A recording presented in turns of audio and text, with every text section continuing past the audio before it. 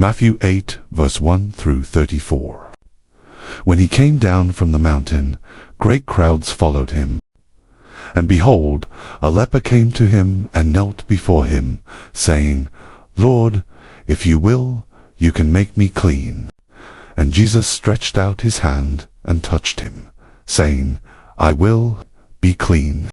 And immediately his leprosy was cleansed. And Jesus said to him, See that you say nothing to anyone, but go, show yourself to the priest, and offer the gift that Moses commanded, for a proof to them. When he had entered Capernaum, a centurion came forward to him, appealing to him, Lord, my servant is lying paralyzed at home, suffering terribly. And he said to him, I will come and heal him. But the centurion replied, Lord, I am not worthy to have you come under my roof, but only say the word, and my servant will be healed. For I too am a man under authority, with soldiers under me. And I say to one, Go, and he goes, and to another, Come, and he comes. And to my servant, Do this, and he does it. When Jesus heard this, he marveled and said to those who followed him, Truly, I tell you, with no one in Israel have I found such faith. I tell you, many will come from east and west and recline at table with Abraham, Isaac, and Jacob in the kingdom of heaven, while the sons of the kingdom will be thrown into the outer darkness. In that place there will be weeping and gnashing of teeth. And to the centurion Jesus said, Go, let it be done for you as you have believed. And the servant was healed at that very moment.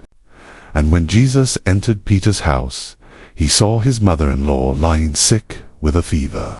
He touched her hand, and the fever left her, and she rose and began to serve him. That evening they brought to him many who were oppressed by demons. And he cast out the spirits with a word and healed all who were sick. This was to fulfill what was spoken by the prophet Isaiah. He took our illnesses and bore our diseases. Now when Jesus saw a crowd around him, he gave orders to go over to the other side.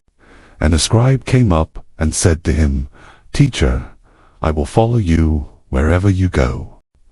And Jesus said to him, Foxes have holes, and birds of the air have nests, but the Son of Man has nowhere to lay his head. Another of the disciples said to him, Lord, let me first go and bury my father. And Jesus said to him, Follow me, and leave the dead to bury their own dead. And when he got into the boat, his disciples followed him. And behold, there arose a great storm on the sea, so that the boat was being swamped by the waves. But he was asleep. And they went and woke him, saying, Save us, Lord, we are perishing. And he said to them, Why are you afraid, O you of little faith? Then he rose and rebuked the winds and the sea, and there was a great calm. And the men marveled, saying, What sort of man is this, that even winds and sea obey him? And when he came to the other side, to the country of the Gadarenes, 2 demon-possessed men met him, coming out of the tombs, so fierce that no one could pass that way. And behold, they cried out, What have you to do with us, O Son of God? Have you come here to torment us before the time? Now a herd of many pigs was feeding at some distance from them. And the demons begged him, saying, If you cast us out, send us away into the herd of pigs. And he said to them, Go. So they came out and went into the pigs.